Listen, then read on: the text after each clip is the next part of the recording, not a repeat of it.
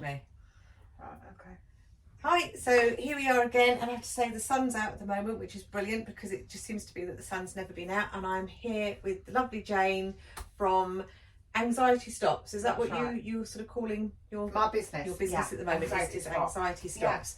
So I met you at a networking. I've only met you once at a That's networking right. a few weeks ago, but it was like we need to have a chat. And then I said, I'm doing a podcast and you've come today. Yeah. And I've literally turned the camera on and you said, are you filming this? And of course I say podcast, but I know that I'm filming, but you thought it was literally just a chat. So sorry. Yeah, That's it's all right. something on camera. and it's called Life, Love and Lemon Drizzle Cake. And the idea is everybody that comes, I ask them what their favourite cake is. And you said, no, I don't want cake because I'm being good. I want strawberries and things. But it made me think, because when we did have our conversation, we were chatting about weight loss journeys and things and how I'm sort of struggling. And really, I need to not be making cakes when people come round because it's not good, is it? So strawberries and things is fine. But I thought what I maybe need to start doing is when people say what they want, I need to try diversifying and making them like a low calorie one or a low carb. Yeah, I think that type. might be nice. Like where you could make something that's all fruit or something, or like you say, something that's protein rich. I can't keep making cakes. It's not. No, but you could make a healthy cake. Well, that's it. I've got all these, like low carb recipe books and things. So I did make a lemon sorbet the other week, but that was a bit of a fail. But we'll see how we go. So we're going to chat today about that. But we've got strawberries and you've got your drink, and so we have an icebreaker to begin with. So I asked you to come up with a random question for me. Oh, did you? Yeah. Random question. Okay. Oh. I'm going to pinch one from something that I've come across today. And so I'm going to look like I'm prepared, but I'm not. What surprises you about yourself? What have you learned about yourself that's come as that, whoa, I didn't know I felt like that? Gosh, what surprises me about myself?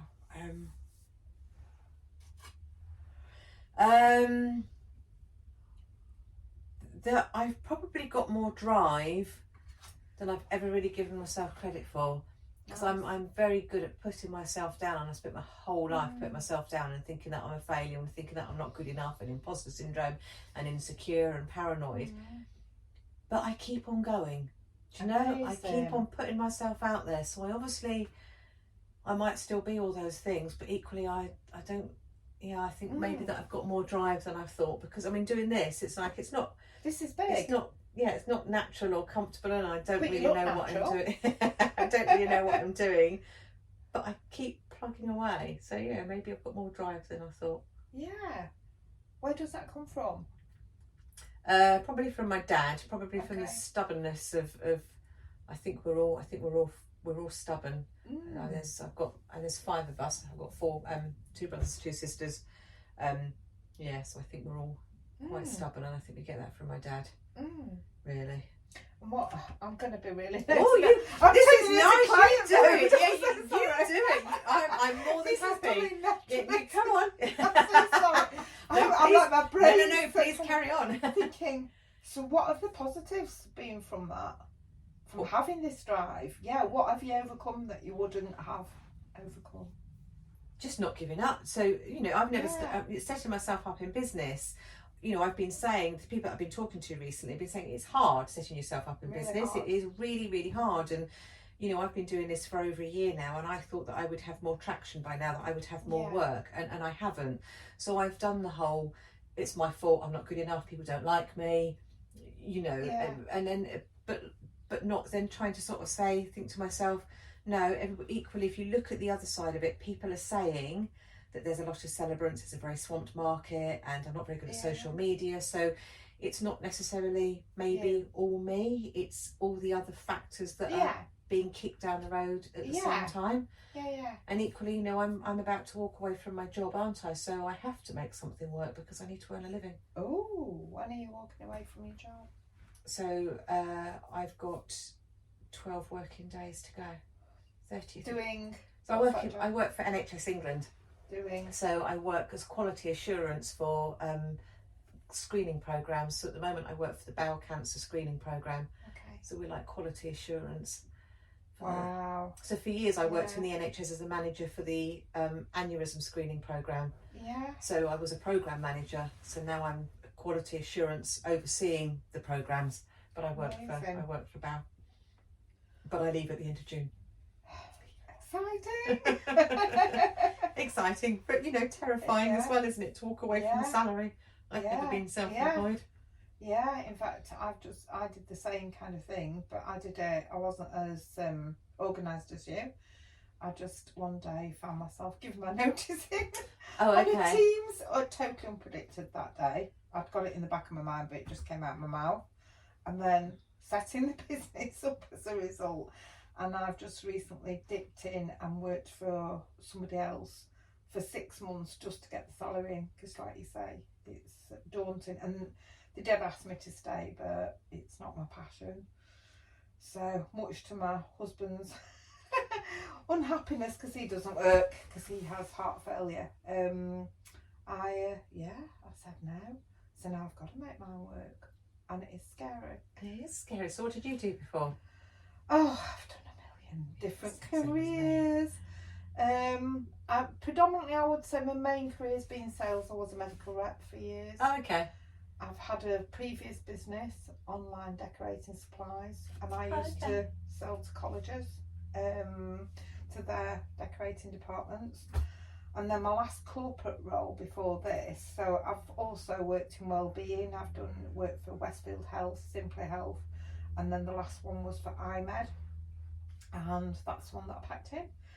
And then I guess really I'd done neuro-linguistic programming for about 30 years, which is part of what I do, but more for myself, and I'd done courses on it, and for work situations and for training people and different things, and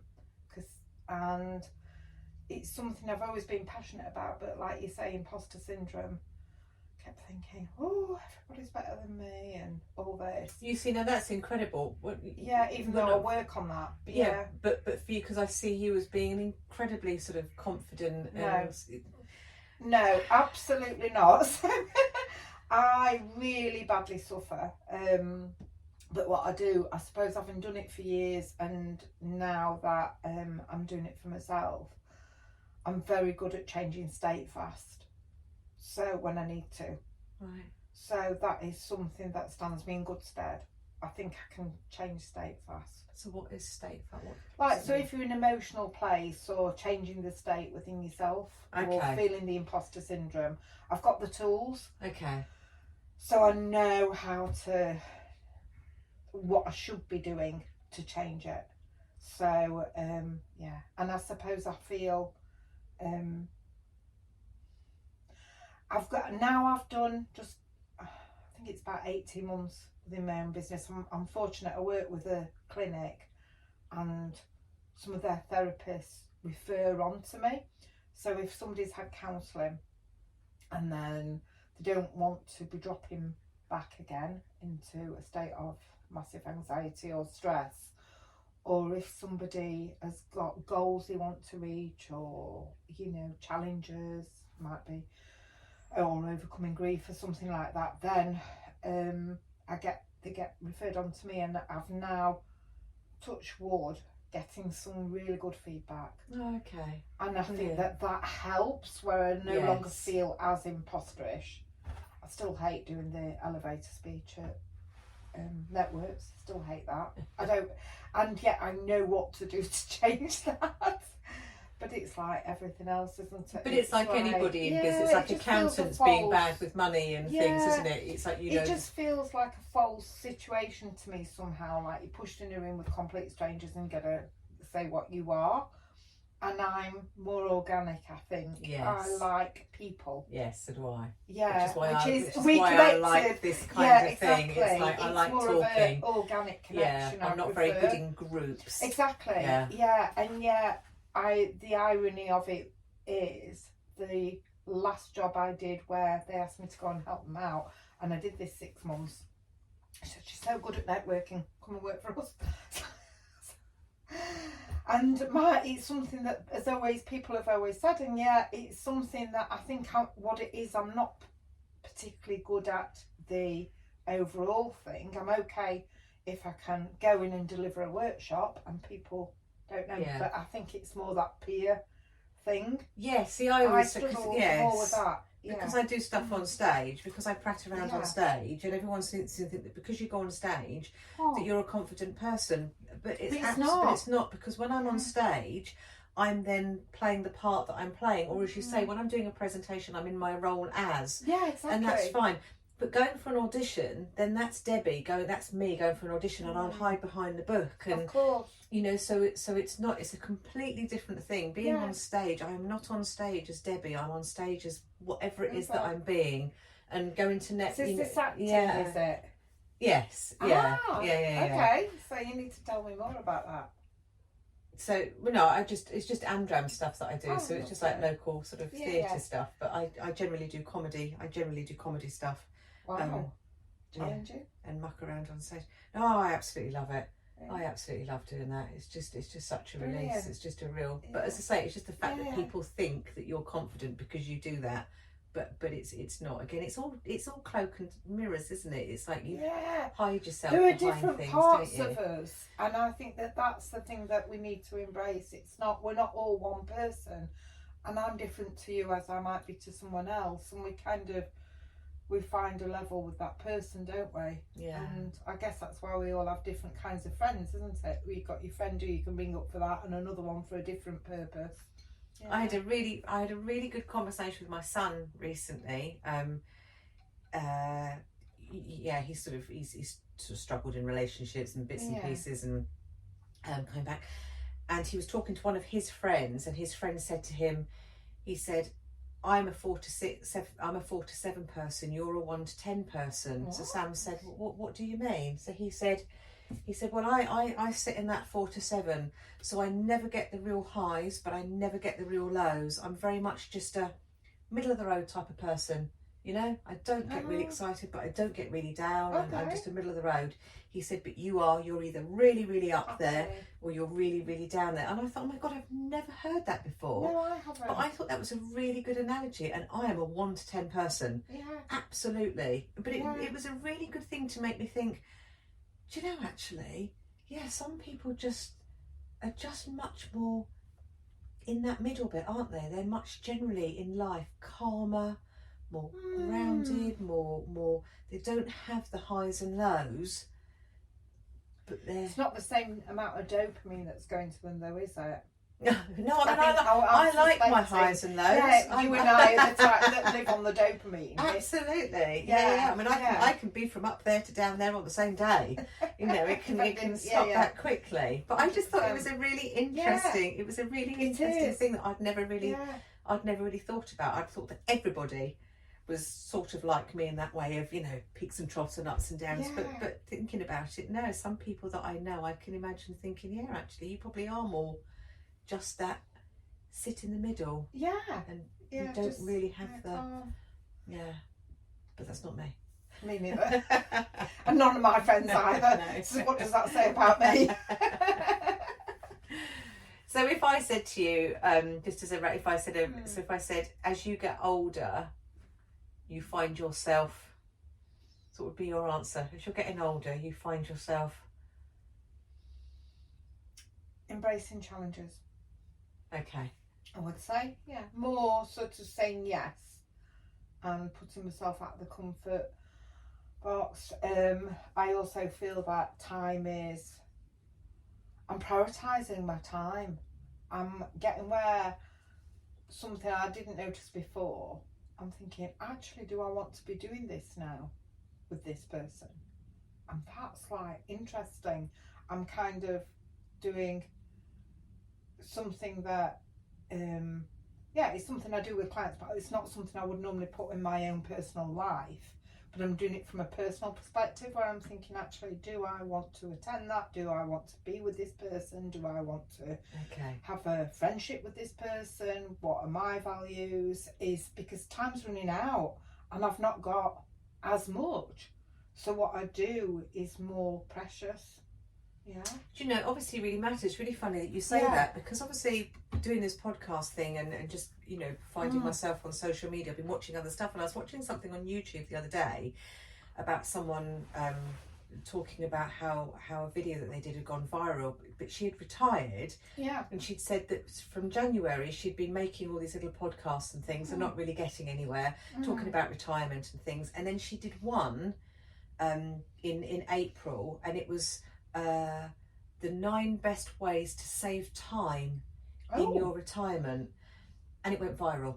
Really? Some of it is just you saying about saying yes to challenges, but equally saying no to the things that you suddenly saying, all the things that being people please, and it's obviously that whole thing as you get older, you obviously need to be more aware of your time and what you're doing with it and make it count. And she said these, I don't know what the 9 points were, but it was the fact that she'd been running these podcasts every week, and this one that she did went viral. We need to do a podcast on that. Yeah.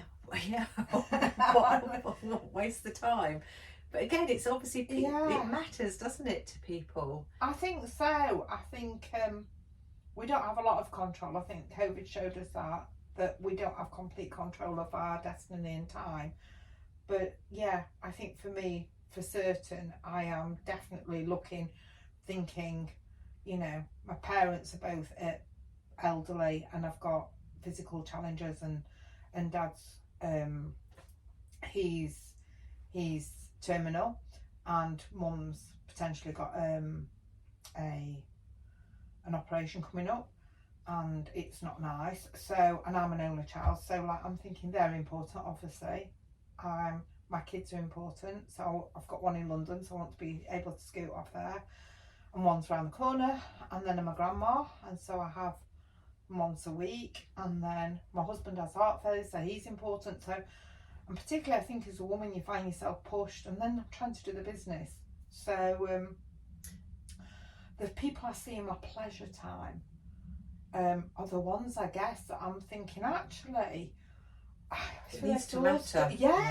With this person, and I've really noticed, and it's not that I would want to be cruel, but I find myself thinking, actually, I don't want to do that. And I'm actually thinking, how do I say that with honesty, but without hurting them? It's a funny situation too, because I've always thought the time I've looked for the best in people and pretzeled around and thought that that's my role, is to be there for people. And yes, I'm a natural people pleaser. Me too. I want to sort of do the right thing all the time. Exactly, and do the right thing. And I've always looked and analysed myself, which is why I do what I do. Because I think, right, okay, how could I do that better? How could I say that better? How could that land better? How would that help them? As a natural thing in friendships anyway, if somebody's had a challenge. But yeah, I suppose it's just a current situation I've got going on where I'm thinking, oh, how do I not be around as much in a polite way? Which is not nice, is it? But it's something that is necessary. So is there a lot of people out there coming to you with anxiety? A lot. Yeah, it's a really odd thing. So I've called my company Anxiety Stop, and that's a double-edged sword, because I want to work more with, I have worked with companies, but I want to work more with companies, and some of them say, oh no, we don't give our staff anxiety. So it can be a barrier, and I'm like, no, actually, everyone has it, and it may be caused by grief, like you deal with, and you know that person's on their own now, and their identity's shifted, and it's things like that. You know, they're no longer a wife or a mum or whatever. So, you know, it could be a grief thing, it could be they've had a diagnosis, it could be the menopause, there could be many reasons for someone to not feel quite themselves, and they're coming to work and not got the tools. So so I don't know what the question is, you see. I've gone on, Mum. What was the question? Are there lots of people with anxiety? Yes. That's a yeah. Yeah, so well, I think what I'm trying to say is, yeah, and when I say it like that, people say, oh gosh, yeah, I've got this person with this and this person with that. Yeah. And I think again, like I say, we like to think there isn't that stigma with mental health anymore. But there is. There's a huge stigma. Huge stigma. Because that's the first resistance I get from a corporate. And yet others, progressive people. I know, and one accountant in particular said, yep, stay with the name, own it, it's really good, and I'd be proud to have you in my organisation. Yeah. See, I think, and again, you know, doing this because of talking to people, you know, obviously without being recorded, and just people just generally just seem to be struggling with lots of stuff, but don't really want to sort of talk about it particularly openly. But I think the more people that can talk about it and sort of normalise it and understand it as being something that is just part of life, and it doesn't mean that you're collapsing, it just means that it's part of life. I mean, I've got anxiety because of my weight, you know, I'm anxious about putting weight back on. Yeah, but that's because I've been on Monjaro and now I'm not, so now I'm anxious, I've got to put it all back on again. I've got anxiety because I've got MS and I don't know where the MS is going to take me. I've got anxiety because I'm going to give up my job and I don't know what's going to happen down the road. You know, I've got my head is constantly full of all this stuff, and I just think I don't even know where to begin with trying to, you know, put myself in some kind of one settled area at a time. Yeah, some kind of settled state. And I just don't think it will ever happen. I don't think I'll ever be a calm, settled person. So it's just... think, yeah, you may not fundamentally be the calm, settled person, but you know, like with neuroplasticity, you've shown that your brain can rewire itself. So once you've got the tools, you could know how to get into a state of calm faster, and to how to direct your thoughts. And I think that that's the same for most of us. It is knowing that, I think, having that knowing. So yeah, you will.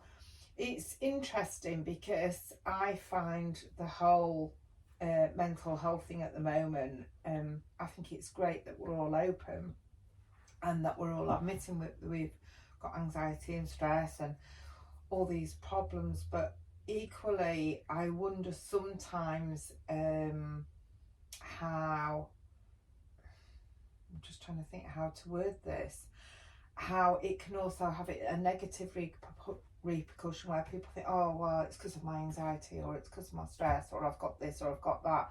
And I don't think we're not being, our parents didn't give us tools because it's that generation, and school doesn't give us tools. And I think some of it is just personality as well. Some people are naturally more, like you and I were saying earlier, like you know, might be more of a bouncy person, up and down and like that. I'm up and down like Zebedee, you know. And some people, and one time it was classed as personality, and I think sometimes it's now classed as, it could be, you know, because of your stress, because of your anxiety, because you've got this diagnosis or whatever. And I do wonder how we frame ourselves, and I think that is more important, what our own thoughts are about ourselves. Yeah. So it's really interesting, isn't it? Because I've done exactly that, where I've sat there and I said, oh yes, I've got anxiety because of A, B and C, but yes, I have been anxious all my life. It's part of my your DNA makeup. Yeah, absolutely. As I say, different levels at different times, but yes, that is one. And I do think we live in a bit of a world at the moment where there has to be, I think we live in a terrible blame culture, but it's almost like no one will take any responsibility for anything themselves. There has to be a cause and a solution to it, as you say, rather than just being. Exactly. I think there's a lack of tolerance I'm finding with it. I think I'm loving the openness of the mental health debates, and people being comfortable say I've got ADHD or I've got, you know, autism, and I think that's just liberating for some people. And I'm also coming across people who are saying, oh well, I can't help that because of this, and I can't help that because of I've got this, and I can't do this because of that. And it's all they can't. And I just feel it's kind of blocked some people's mentality from thinking, oh, actually, with the right tools and attitude, I can. And it's almost become, for some people, detrimental. Yes. I think it is a completely double-edged sword for me. It must be very complex, a very complex thing, isn't it? Yeah. Yeah. So, where do we go from that? That's big. I was going to say, I mean, obviously these have only got a short amount of time, but I think this is one that could sort of rumble on and on and on and on. I think we could talk about this for forever and a day. I think it's so much stuff, isn't it? But it's been brilliant talking to you. But I mean, just as a final thing is, if you could have 3 people to dinner, oh gosh, who would you have to dinner and why? Who would I? 3? Oh goodness me. Okay, well, I'd have Madonna. And the reason I've had Madonna is because she's super intelligent. She studies Kabbalah, which I'm really into, and I find it such a wisdom. And I got into it because of her when I found out I heard her talking about it. And she's the most intelligent human being ever, because she can read Sanskrit and do all these things that nobody knows she can do. And I think she does a lot of charitable things that go under the radar that she wouldn't say about. So I think she's quite fascinating. I'm trying to think who would be someone else I would have to dinner. Probably Donald Trump. Because I don't like him. So you could. No, I'd like to study him, to be honest with you. I'd like to wonder, kind of like, you have, I don't know, maybe you don't, maybe this is just the way my brain works. I think, well, if I won the lottery, if I got millions of pounds, what would I do? And I think I'd want to make a difference. So I'd hope that the conversation with him would make a difference in the right, positive way. So it's not that I want to particularly, I don't know the man. It's not that I think he's amazing or anything like that. I think he wields a lot of power, and I would like to be able to have some influence on the power. Where that power goes. Yeah. Not that I would manipulate at all. And Dr. Bandler. So Dr. Bandler, who he created with John Grinder, neuro-linguistic programming, which is what I do. And, along with touch of counselling and neuroscience and whatever. But he's very fascinating because he got the methodology to make these changes in people. And I'd just like to sit and hear all his stories about everything, because he's made a massive, huge difference to people's lives, not just from working with them directly, but then, with what I've learned. And massive difference. And I think you should know that, because when I get someone who's really, it's been life-changing, it's really quite a humbling thing, and it's almost like, I don't know, I don't know, Debbie, I don't know about you, but now I'm older, I'm just thinking it is more about making that difference, and not so that I can feel good about me. It is really making the world better for my kids and grandkids. Yeah. And some kind of a legacy for that, not for anything else. I don't care, I don't want it in lights or anything. I don't want, and it was nice to hear. It's nice to hear I've made a difference, but not for my gratification. No, it is a genuine, made that. Yeah. I get that you've done something. Just that feeling that you've contributed in some and way. And that when you're self-employed, like you say, it's so tough. Is like, I think if I can just be the instrument, it's not me. It's whatever whatever knowledge I've been granted with that's doing it. It's not me. I'm that vessel, but I'm lucky to be, and I think when I approach it from that point of view of, when you do feel those nervy things, thinking your job's not about what people are looking at you and what you're doing and what you're saying and how good you are or not. Your job is actually, Jane, to open the door for that person to feel different, and it's focused on them, not you. That helps me. Does that make sense? Yeah, absolutely. It's a long-winded way of asking who's coming for dinner, but it's interesting. That's what it's about, though. That's why you asked the question, because it's interesting. yeah. So there we go. Brilliant. Thank you you very much. Thank It's been brilliant, and I think this is one that can, as I say, could go again and again. But for today, thank you very much. Thank you.